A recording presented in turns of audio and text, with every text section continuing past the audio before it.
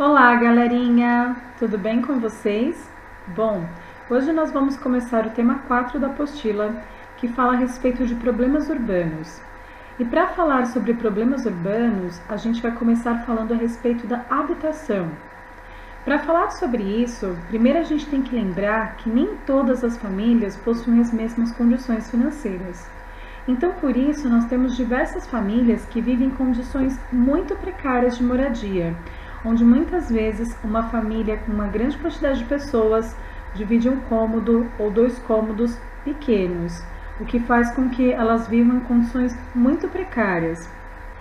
E além disso, vale a pena a gente falar que muitas vezes essas moradias são construídas em locais inadequados, como por exemplo em encostas de morro, em margens de rios, e por isso essas famílias ficam vulneráveis, né? No caso das encostas de morro, porque quando chove muito pode ser que ocorra um deslizamento de terra e isso destrua a construção, podendo inclusive gerar riscos para a família. No caso das construções em margens de rios, também por conta das chuvas, pode ser que a água do rio inunde aquelas áreas, invadindo a moradia dessas famílias. Nós também temos muitas pessoas que vivem em áreas de favela. O que são as favelas? São áreas precárias em relação à infraestrutura e acesso a serviços. Então, muitas vezes em área de favela, falta coleta de lixo, falta acesso a saneamento básico, falta acesso a sistemas de transporte, a comércios, mas vale a pena a gente falar que nem todas as favelas são assim. Existem algumas favelas que têm uma infraestrutura um pouco melhor do que outras, né? Mas ainda assim elas apresentam vários problemas sociais, o que faz com que as pessoas que vivem nessa comunidade tenham uma condição de vida pior. Outro problema da habitação também é a questão da população de rua. Aqui no Brasil, estima-se que atualmente existam por volta de 400 mil moradores de rua. Na verdade, a tendência desse número é ser maior, porque esses são os dados oficiais, mas é muito difícil fazer o levantamento da quantidade de pessoas que atualmente estão morando nas ruas, o que inclusive tem aumentado muito nos últimos anos por conta das crises econômicas. Um outro problema que existe aqui no Brasil é o déficit habitacional. O que é o déficit habitacional?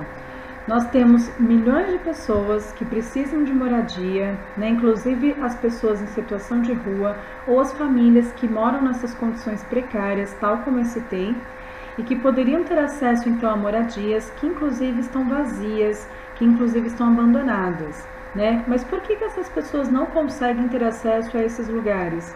Porque os preços dos aluguéis em geral são muito altos. E aí volta o problema da renda.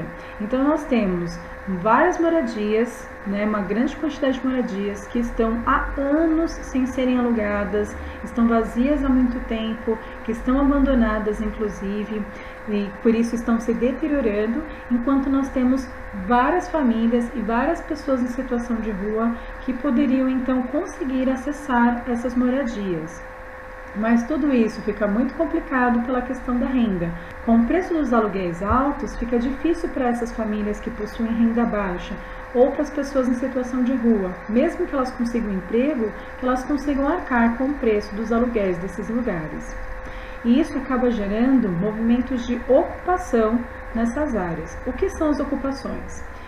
No caso, quando uma habitação ela está há muitos anos abandonada, ou ela inclusive está devendo uma grande quantidade de impostos, os movimentos de moradia popular eles acabam ocupando essas áreas.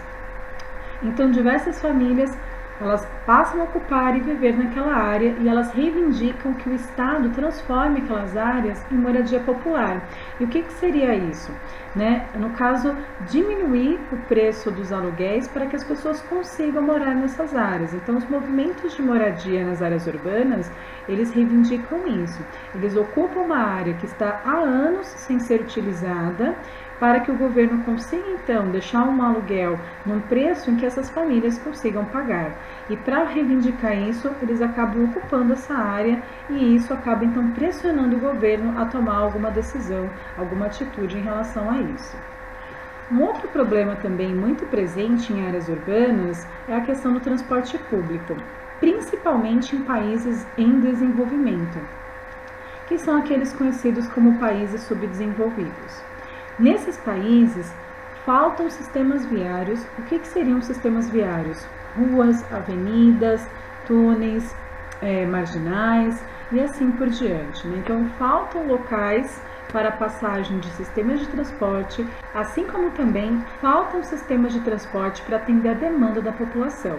Ou seja, faltam linhas de ônibus, faltam linhas de metrô, os próprios metrôs, faltam linhas de trens e assim como também uma própria quantidade de trens para atender a grande quantidade de pessoas, o que faz com que os transportes sejam superlotados.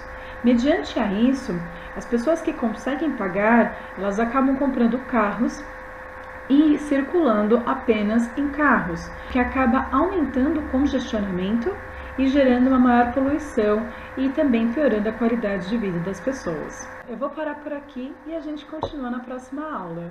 Um beijo para vocês!